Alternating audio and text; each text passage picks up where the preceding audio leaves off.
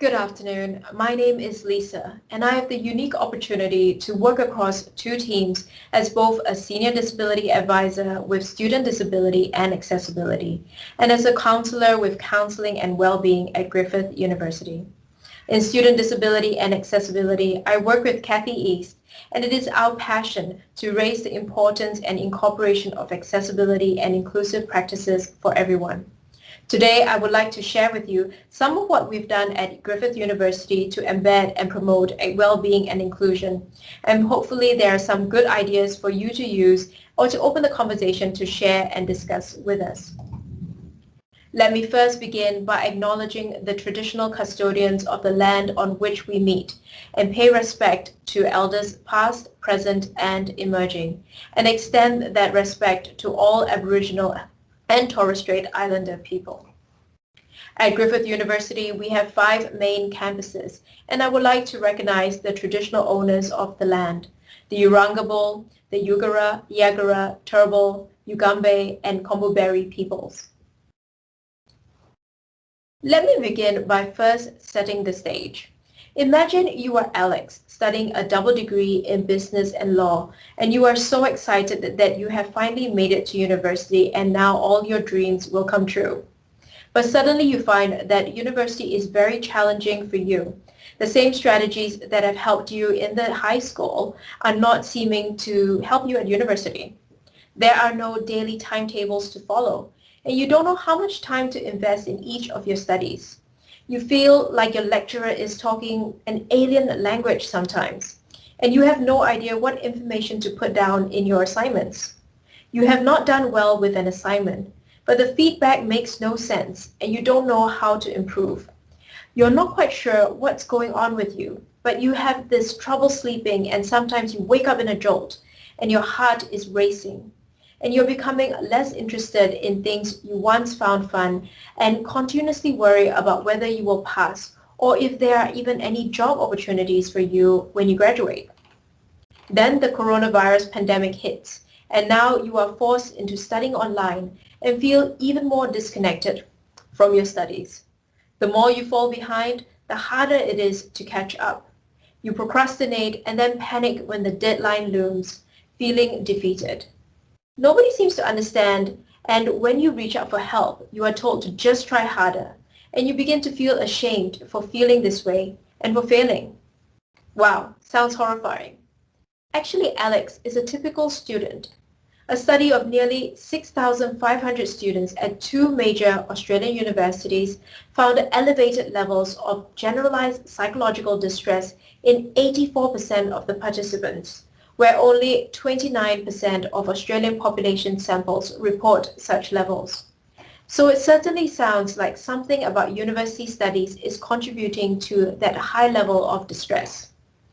In my job as a senior disability advisor and a counselor, I have definitely seen many students in highly distressed states, impacting on their mental health and well-being, and their physical health as well. With the student in mind, but also together with the students through co-design, we embarked to increase awareness, help students to develop strategies, and to embed well-being and inclusion into the curriculum. This year, although challenging, has presented us with some unique opportunities. As we worked online, it seemed as if silos were broken down and interconnectivity between colleagues allowed us to bring about increased awareness for the need of inclusive practices, mental health and well-being knowledge, and disability awareness. As Griffith University embarked on a new Bachelor of Business to be launched in 2021, we wanted to provide our graduates with a new way of thinking, new values, new opportunities relevant for this new economy. The recognition of the importance of embracing diversity, inclusion, and well-being strategies, and acknowledging that it needs to not only be lip service, but actually needs to be taught in the curriculum. This allowed us to work together with learning and teaching to embed into the curriculum the relevant knowledge, skills, and strategies. This is also aligned with the strategic goals to embrace diversity and being an ethical and values-based university, and aligned with the Griffith graduate attributes of being socially engaged, responsible, and effective in culturally diverse settings. We also recognize that the high levels of mental health issues in university students also, the curriculum and assessment has an important role to play in supporting mental health well-being, destigmatizing mental health issues, and promoting avenues of support, and the development of personal well-being strategies. In supporting well-being and inclusion through academic practices, we promoted overarching inclusive accessibility, well-being, and fostering growth practices. For example, accessibility and universal design guidelines for both teaching and assessment, the use of inclusive language and avoidance of stereotypes, inbuilt options and a variety of learning opportunities, providing clear expectations, feedback, and promoting engagement and supporting students to find positivity in their tasks. For students to submit assessments that meet the accessibility standards, as well as to bring their knowledge and skills in creating accessible documents, and the importance of accessibility is for everybody, not just for the few. To truly embed well-being and inclusion, it should not be a standalone topic, but relevant to the topics that they are studying. So beyond the overarching principles and practices, we embedded explicit knowledge and awareness building where it is relevant into the topic in the new Bachelor of Business first-year foundation courses. Here are some of the examples. Neuroscience and the impact of emotions in decision-making, emotional intelligence and the employability skills of the future, inclusive work practices and inequalities in the labor market, digital accessibility, equality versus equity versus justice, dimensions of diversity, discrimination in the workplace, strategies for self-management, destigmatizing mental health issues, and referral to the online health and wellness center and the counseling service for support when needed. Brief understanding of common mental health issues such as anxiety versus worry, depression, and suicide prevention. As we transitioned to online learning at Griffith University, the world has become smaller, and we are now able to tap into and communicate with a much wider audience than ever before. The need for resources that support well-being, inclusion, and accessibility has become more urgent and brought into the spotlight as new strategies are needed for this new world. As students were studying online, we wanted to create online resources to support academics and students to create accessible online material and how to use some common assistive technologies. Many were using Microsoft products such as Teams, Stream, and PowerPoint, and we created step-by-step instructional videos and tip sheets to support them. I worked together with Melissa Wartell, who you heard earlier yesterday, talking about assistive technology at Griffith University. You can find some of our created resources in the link on the slide in creating accessible learning environments. In my role as a counselor, I used to run mindfulness sessions on campus. To continue to support students and staff, the Meaningful Minute videos were created weekly. And these are short, around 3-minute videos on relaxation, mindfulness, and positive affirmations. If you're interested, you can check them out in the link in the slide, or you can just search it up on YouTube under Meaningful Minute Relaxation. And one of the videos should appear, and you can find the rest from the playlist from the Griffith Health and Wellness Centers. Although these were created with students' well-being in mind, staff have been commenting that they have found them to be beneficial and look forward to them weekly. To continue to support students' mental health and well-being, we created a suite of resources on our online health and wellness center, from strategies to adjusting to university, study life balance, to supporting themselves during the coronavirus pandemic. Another way we have been embedding well-being and inclusion at Griffith University is to increase staff awareness of inclusion, mental health, and well-being through trainings, participation in meetings, talks, and sharing posts on Teams. We have conducted 2 rounds of the online disability awareness training and are now working towards a self-paced disability inclusion module for general staff. During this coronavirus pandemic and the fast transition to online learning, academics have been experiencing this outpouring of distress from students. To support them with strategies and knowledge on policies, we have conducted a training on managing and supporting students with complex needs. To highlight the importance of inclusive practices, we have been participating in regular academic prep team meetings and also to be in the pulse of new developments in the university. The use of Teams has really helped us communicate and advertise what we have produced or any upcoming events. The university has prioritized well-being in all parts of the university under the Healthy Universities approach. For promoting well-being in staff, Healthy University champions have been appointed to increase awareness on well-being strategies and to come up with initiatives to support the well-being of their colleagues. What we have started embarking on is co-designing with students through design challenges in educational well-being and recollective mental well-being surveys.